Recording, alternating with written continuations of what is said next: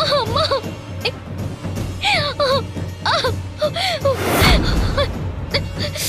சண்மதி, என்னாச்சு சண்மதி? நெருப்பு பட்டுருச்சு. எரியுது, எரியுது. கொஞ்சம். சண்மதி, என்னாச்சுமா? நெருப்பு பட்டுருச்சு. ஐயோ, என்னமா கவனமா இருந்திருக்க கூடாதா? ஐயோ, ஐயோ, என்னமா இப்படி ஆயிடுச்சு? ஒண்ணு கொஞ்சம் பொறுத்துக்கோ. கொஞ்சம் பொறுத்துக்கம்மா. எரியுது கார்த்திக். சரி சரி. என்னம்மா? என்ன கார்த்திக்? எரியுது. பார்த்து சமையல் பண்ணிக்க கூடாதா? மாமா, தப்பு ஏன் மேலதான். நான் தான் கொஞ்ச நேரத்துக்கு முன்னாடி காஃபி போடலான்னு போனேன். கேஸ் ஆன் பண்ணேன். அந்த நேரம் பார்த்து போன் வந்துச்சுன்னு வெளியே போயிட்டேன் மாமா. அது தெரியாம சண்மதி வந்து பக்கத்து பார்ட்னர் ஆன் பண்ணும்போதுதான் இப்படி ஆயிடுச்சு. ஐ அம் சாரி சண்மதி. இல்ல இல்ல, என் மேலதான் தப்பு இருக்கு.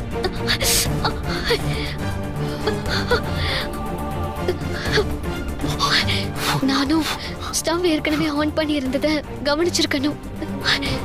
கவனிக்காம விட்டதுனாலதான் இப்படி ஆயிடுச்சு. என்ன ரெண்டு பேரும் ஒருத்தருக்கு ஒருத்தர் விட்டு கொடுக்காம பேசிட்டே இருக்காங்க. இது சரியில்லையே. பாத்து கை அப்படி வச்சுக்கோ.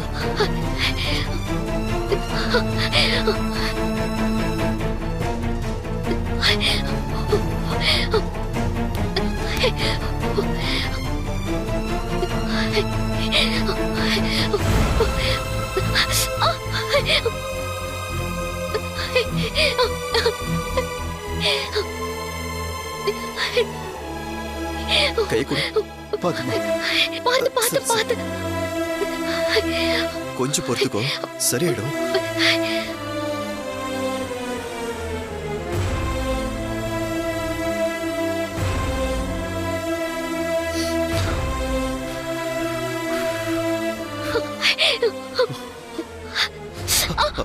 கொஞ்சம் பொறுத்துக்க.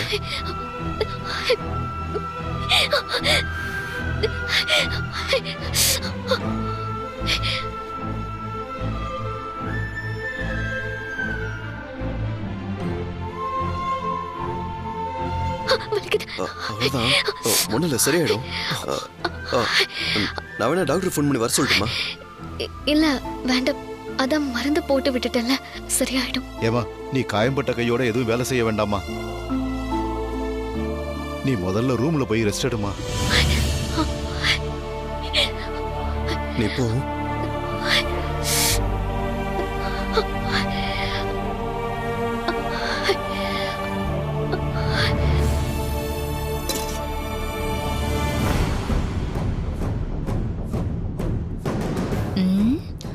ஆளாளுக்கு அப்படியே உருகுறாங்களே.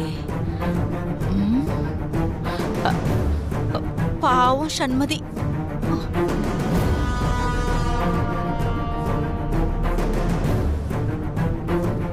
ஏ ஆர்த்தி, என்னடி நடக்குதுங்க? இப்ப இங்க நடந்த அத்தனை விஷயத்தையும் முதல்ல போன் போட்டு பவானி கிட்ட சொல்லணும். இதெல்லாம் எதுக்குமா அவங்க கிட்ட சொல்லிக்கிட்டு? ஏய், இந்த விஷயம்லாம் எப்ப பூகம்பமா வெடிக்கணும் யாருக்கடி தெரியும்? எதுக்கும் இங்க நடக்கிறதெல்லாம் அவங்க காதல போட்டு வைப்போம். சரி, நீ வா. அப்படியா? ஐயோ, என்ன சொல்றீங்க? நிஜமாவா? எப்போ நடந்துச்சு?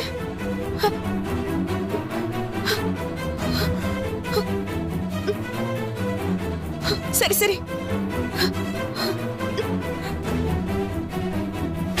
ஏங்க, வீட்லயும் பேங்க் வேலையாவே இருக்கீங்களே, சண்மதி வீட்ல என்ன நடந்துச்சுன்னு தெரியுமா? இப்படி உட்கார்ந்துட்டு இருக்கீங்க. என்னாச்சு? ஏன் அப்படி கத்துற? ஏங்க, சண்மதி வீட்ல கேஸ் சிலிண்டர் வெடிச்சிருச்சு. கேஸ் சிலிண்டர் வெடிச்சிருச்சா? கேஸ் சிலிண்டர் வெடிச்சுதா இல்ல கேஸ் ஏதாவது லீக் ஆச்சான்னு எனக்கு சரியா தெரியல. அமுதா போன் பண்ணி ரொம்ப பதட்டமா பேசினாங்க. கார்த்திக் தான் கேஸ திறந்து வச்சிட்டாரு, அதனால சண்மதிக்கு காயம் பட்டுருச்சுன்னு ரொம்ப பதட்டமா பேசினாங்க. ஏய், என்னடி சொல்ற? ஏதோ பெரிய பிரச்சனை. சண்மதி வீட்ல இருக்க மாட்டேன்னு சொன்னதால கார்த்திக் இந்த மாதிரி பண்ணிட்டாரா என்னன்னு தெரியலையே. கார்த்தியா? இருங்க, எங்க போறீங்க? இல்ல அப்பா கிட்ட போய். அப்பா கிட்ட போய் இப்ப என்ன சொல்லுவீங்க? நேரா கார்த்திகை போய் பார்த்து என்ன ஆச்சுன்னு விசாரிச்சுட்டு வாங்க. சண்மதிக்கு ஃபோன் பண்ணலாமா? இரு. ஏங்க, அவளே நமக்கு ஃபோன் பண்ணல. நமக்கு ஃபோன் பண்ணா அத உங்க அப்பா கிட்ட சொல்லுவோன்னு பாவம் பயந்துருப்பா.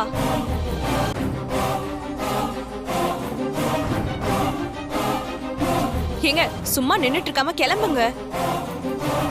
சண்மதிக்கு ஒண்ணுனதும் நீங்க போய் நின்னாதானே அந்த கார்த்திக்கும் உங்க மேல ஒரு பயம் இருக்கும். ஃபர்ஸ்ட் நீங்க அங்க போய் என்ன நடந்துச்சு, எப்படி நடந்துச்சுன்னு விவரமா விசாரிச்சுட்டு வாங்க. அங்க சண்மதி சொல்லாம இருந்தா அமுதா கிட்ட கேளுங்க, அவங்க விவரமா சொல்லுவாங்க. உங்களுக்கு புரியுதா? இங்க பாருங்க, ரொம்ப பிரச்சனையா இருந்தா சண்மதிய பேசாம நம்ம வீட்டுக்கு. இங்க பாரு, விடு, நான் பாத்துக்கிறேன். நீ அமைதியா இரு. அந்த கார்த்திக் தான் இந்த மாதிரி பண்ணான்னு சண்மதி சொன்னான்னா நான் அவனை சும்மா விட மாட்டேன்.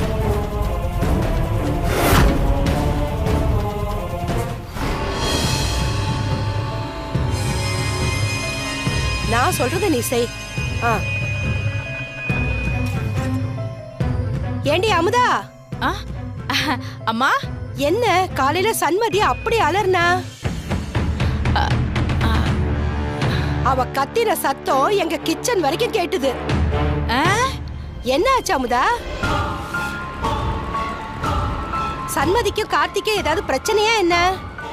இல்ல, அது வந்து ஏய் இருடி, நீ பேசாம இரு. பிரச்சனையான்னு கேக்குறீங்களே, கல்யாணம் முடிஞ்சு சண்மதி இந்த வீட்டுக்கு வந்த நாள்ல இருந்து ஒரே பிரச்சனை தாமா. இன்னும் அவளுக்குள்ள ஒத்து போலையா என்ன? எங்க கல்யாணமாகி வந்த நாள்ல இருந்து ஒருத்தருக்கு ஒருத்தர் எலியும் பூனையுமா சண்டை போட்டுக்கிட்டே தான் இருக்காங்க. அவங்க நல்லா பேசிக்கிட்டு நான் பார்த்ததே இல்லைங்க. அவாதான் சின்னஞ்சிறுசு அப்படி இருக்கான்னா நீயாவது எடுத்து சொல்லப்படாதா? ஒன்னா சேர்ந்து வாழணுங்கிற எண்ணம் அவங்க 2 பேர் மனசுக்குள்ளயும் இல்லாத போது நாம சொல்லி மட்டும் அவங்க கேட்கவா போறாங்க? ஒருத்தருக்கு ஒருத்தர் வீட்டுக்குள்ள நேருக்கு நேரா பாத்துக்கிட்டாலே வீடு போர்க்களமா மாறிடுது. தினம் தினம் என்ன நடக்குமோ ஏது நடக்குமோன்னு இருக்கு. இப்ப பக்கத்து வீட்டுல இருக்கிற நீங்களே பதட்டமா இருக்கீங்கல்ல, கூடவே இருக்கிற எங்களுக்கெல்லாம் எப்படி இருக்கும்னு பாருங்களேன். பாத்து அமுதா, இப்படியே அவளுக்குள்ள சண்டையாயி தேவையில்லாத பிரச்சனை வந்துட போறது. நாளைக்கே ஏதாவது அசம்பாவிதமா நடந்து கோர்ட்டு போலீஸ்னு போச்சுன்னா என்ன பண்ண முடியும் சொல்லு? என்ன இருந்தாலும் குடும்ப பிரச்சனைய 4 செவத்துக்குள்ள பேசி முடிக்கிறது தான் நல்லது. பெரியவா, நீங்க தான் நாசுக்கா எடுத்து சொல்லணும், அவளுக்கு புரிய வைக்கணும். எடுத்து சொல்லு அமுதா. சரிங்கம்மா. அம்மா, கிச்சன்ல சமைக்கும் போது சண்மதிக்கு அடிபட்டுருச்சுன்னு சொல்றத விட்டுட்டு எதுக்கு தேவையில்லாத பில்டப் எல்லாம் கொடுத்துட்டு இருக்க? அதுவும் இந்த கிழவி கிட்ட இதெல்லாம் சொல்லி என்னமா ஆக போகுது? ஏய் சும்மா இருடி. அந்த அம்மா கிட்ட சொன்னதுனால என்ன? இப்போ அந்த கிழவி தான் நமக்கு சூப்பர் ஐடியா கொடுத்துருக்கு. என்னம்மா சொல்ற? எல்லாத்தையும் இங்கேயே சொல்லிட்டா சுவாரஸ்யமா இருக்காது. உள்ள போலாம் வா.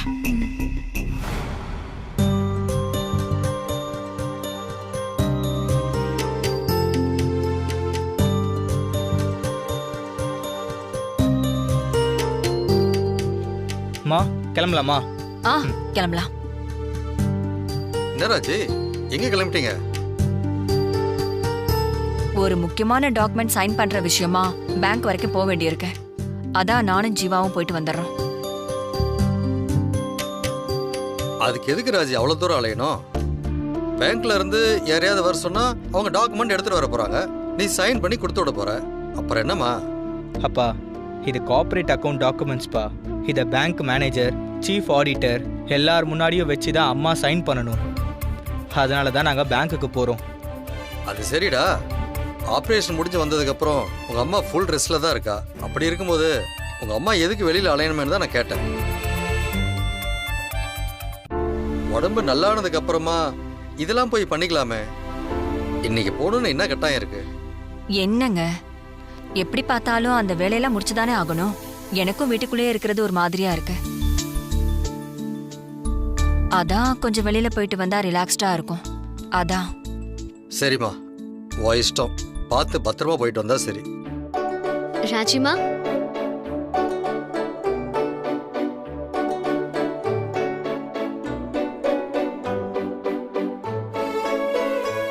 காலையில சாப்பிட வேண்டிய மாத்திரை இன்னும் சாப்பிடல. இந்தாங்க.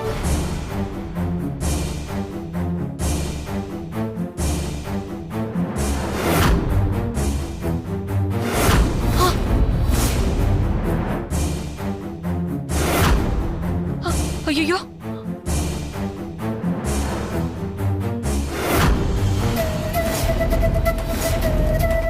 என்னம்மா இது காயம்? என்னம்மா அது? ஏதோ தீக்காய மாதிரி இருக்கு.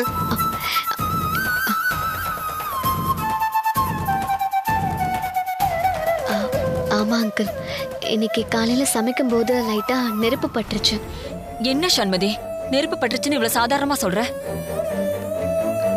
ஜீவா, முதல்ல டாக்டருக்கு ஃபோன் பண்ணி வர சொல்லு. சரிம்மா.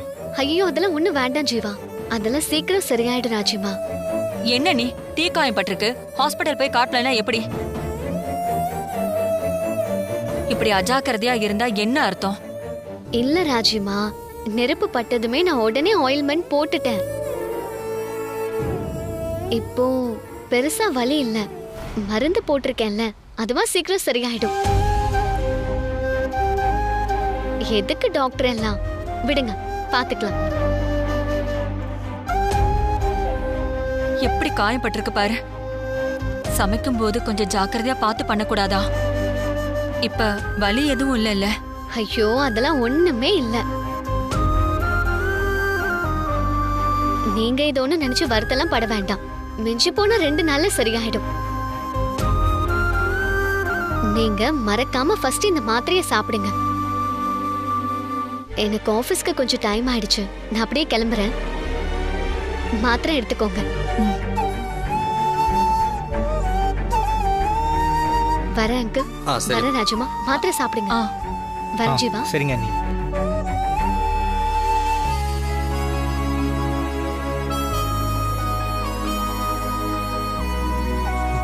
அம்மா, நமக்கு பேங்க் போக டைம் ஆச்சு. மாத்திரை சாப்பிடுங்க, கிளம்பலாம்.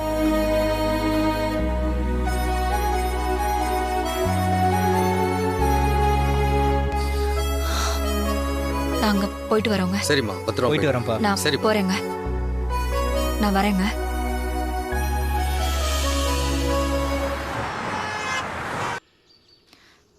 இங்கதான் அப்படியே நிறுத்துங்க.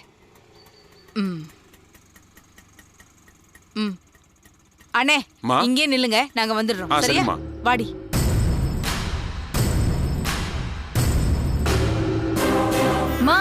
என்னம்மா, சூப்பர் மார்க்கெட்டுக்கு வரதுக்கு தான் உனக்கு இவ்ளோ பில்டப்பா? ஏய், அப்படியே மண்டை மேலே போட்டுருவேன். அம்மா இவ்வளவு பெரிய திட்டத்தோட இங்க வந்திருக்கேன்னு உனக்கு சொன்னா புரியாது. வந்து நீயே என்ன பண்றேன்னு பாரு, அப்பதான் உனக்கு தெரியும். வா வா. சொல்லுங்க மேடம், என்ன வேணும்? நிறைய வேணுங்க. ஆனா பாருங்க, இந்த பலசரக்கு எழுதி வச்சிருந்த லிஸ்ட நான் வீட்லயே வச்சுட்டு வந்துட்டேன். இப்ப அந்த லிஸ்ட்ல என்ன இருக்குன்னு வீட்ல சொல்லான்னு பார்த்தா போன் பண்ணி கேட்க போனையும் எடுத்துட்டு வரல. நீங்க தப்பா நினைக்கலனா உங்க கடையில இருந்து ஒரு போன் பண்ணிக்கிட்டீங்களா? பண்ணிக்கலாம் மேடம். சரி, ரொம்ப நன்றிங்க. யாருக்குமா?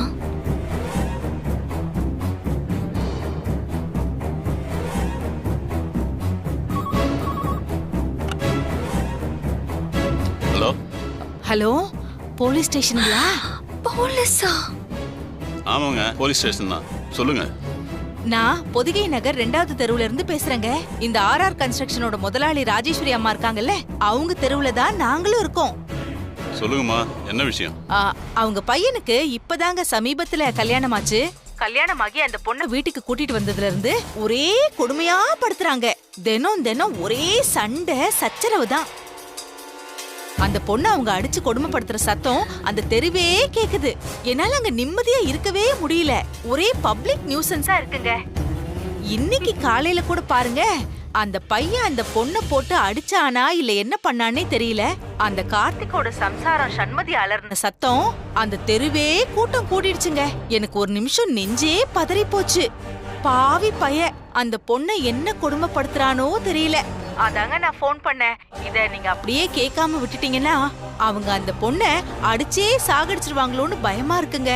நீங்க தான் உடனே அங்க வந்து என்ன நடக்குது ஏது நடக்குதுன்னு விசாரிச்சு நியாயத்தை காப்பாத்தி அந்த பொண்ணையும் காப்பாத்தணும். அப்புறம் தப்பா நினைக்க கூடாது. அவங்க கொஞ்சம் பணக்கார குடும்பம், அதிகாரம் அப்படி இப்படின்னு நீங்க இதெல்லாம் கண்டுக்காம விட்டுறக்கூடாது. என்ன இருந்தாலும் ஒரு பொண்ணோட உயிர் முக்கியம் இல்லைங்களா? அதனால நீங்க அங்க கிளம்பி வந்து அது என்ன ஏதுன்னு உடனே விசாரிங்க. நான் உடனே ஸ்பாட்டுக்கு போய் என்ன ஏதுன்னு செக் பண்றேம்மா, கவலைப்படாதீங்க. ரொம்ப நன்றிங்க. அம்மா, உங்க பேர் என்ன சொல்லவே இல்லையே? என் பேர் என்ன சொல்லவே இல்லைங்களா? அந்த தெருவுல இருந்து பேசுறேன்னு சொன்னேன் இல்லைங்களா? நல்லது செய்யறதுக்கு பேரு விலாசம்லாம் எதுக்குங்க? நான் தான் சொன்னேன்னு தெரிஞ்சதுன்னா என்ன ஏதாவது செஞ்சுட்டாங்கன்னா நீங்க அந்த பொண்ணை மட்டும் காப்பாத்துங்க, அது போதும் எனக்கு. சரிங்க மேடம், நான் உடனே என்ன ஏதுன்னு பார்த்து ஆக்ஷன் எடுக்கிறேன். ரொம்ப நன்றிங்க, நீங்க நல்லா இருப்பீங்க. அம்மா, ஆடி போயிடலாம். அம்மா, அம்மா, என்னம்மா இது இப்படி கொளுத்தி போடுற? இப்படி கொளுத்தி போட்டா தானே கொழுந்து விட்டு எரியும். சீக்கிரமா வீட்டுக்கு போலாண்டி. அங்க நல்லா கொழுந்து விட்டு எரியிற ஜோதியில நாமளும் ஐக்கியமாகி ஓரமா நின்னு வேடிக்கை பார்க்கணும். வா.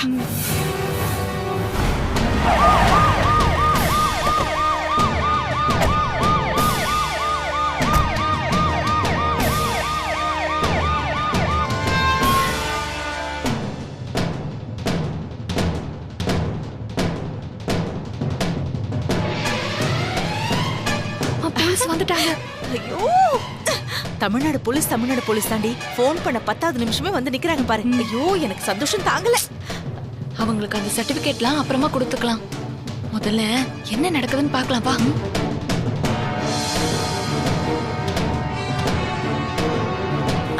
இப்ப போலாம்.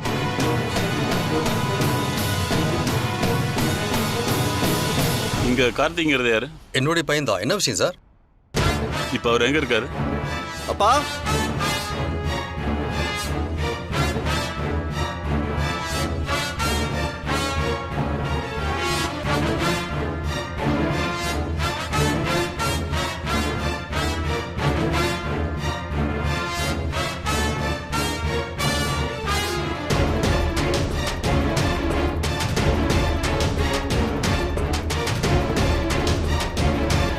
நீங்க தான் கார்த்திகா? ஆமாங்க சார். என்ன விஷயம்? உங்க ஒய்ஃபை கொடுமைப்படுத்துறதா எங்களுக்கு கம்ப்ளைண்ட் வந்திருக்கு.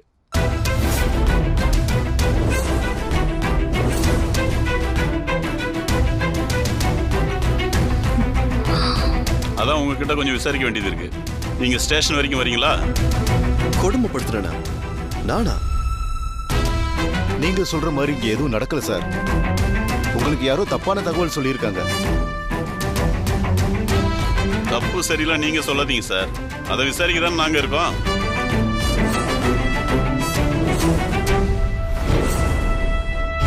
மிஸ்டர் கார்த்திக், இன்னைக்கு காலையில கூட உங்க மனைவிய பிசிக்கலா ஹேர்ட் ஆகிற அளவுக்கு நீங்க அவங்கள கொடுமைப்படுத்திருக்கீங்க. நானா?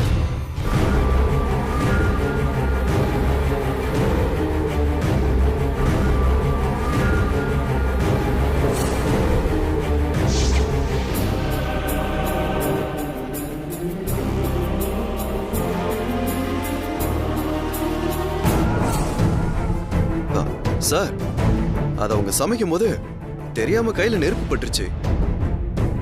நான் எதுவும் அவங்களை ஹர்ட் பண்ணல. எது சொல்லணும்னாலும் நீங்க ஸ்டேஷனுக்கு வந்து சொல்லுங்க. வாங்க போலாம். இன்ஸ்பெக்டர், எங்க ஃபேமிலி பத்தி உங்களுக்கு நல்லா தெரியும் நினைக்கிறேன். நீங்க சொல்ற மாதிரி நடந்திருந்தா அதை பார்த்துட்டு நாங்க சும்மா இருந்திருப்போமா என்ன? அது மாதிரிலாம் எதுவும் நடக்கல இன்ஸ்பெக்டர். இதை பாருங்க சார், உங்க பையன் உங்க மருமகளை கொடுமைப்படுத்துறதா ஸ்டேஷனுக்கு கம்ப்ளைண்ட் வந்திருக்கு.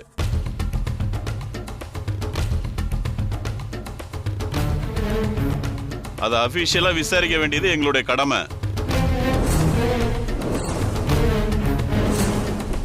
நீங்க உங்க தரப்புல எது சொல்றதா இருந்தாலும் ஸ்டேஷனுக்கு வந்து சொல்லுங்க. ஸ்டேஷனுக்கு வந்தா? உங்க பையன் மேல கம்ப்ளைண்ட் வந்திருக்கு. என் டியூட்டி என்னவோ அதை நான் செய்யறேன். சார், தேவையில்லாம ஆர்கியூமெண்ட் பண்ணாம கொஞ்சமாவது கோஆபரேட் பண்ணுங்க. அப்பா, நம்ம மேல தப்பு இல்லைன்றப்போ நம்ம ஏன் இப்ப பதட்டப்படணும்? நம்ம ஏன் பயப்படணும்? இன்ஸ்பெக்டர், நான் உங்க கூட வரேன்.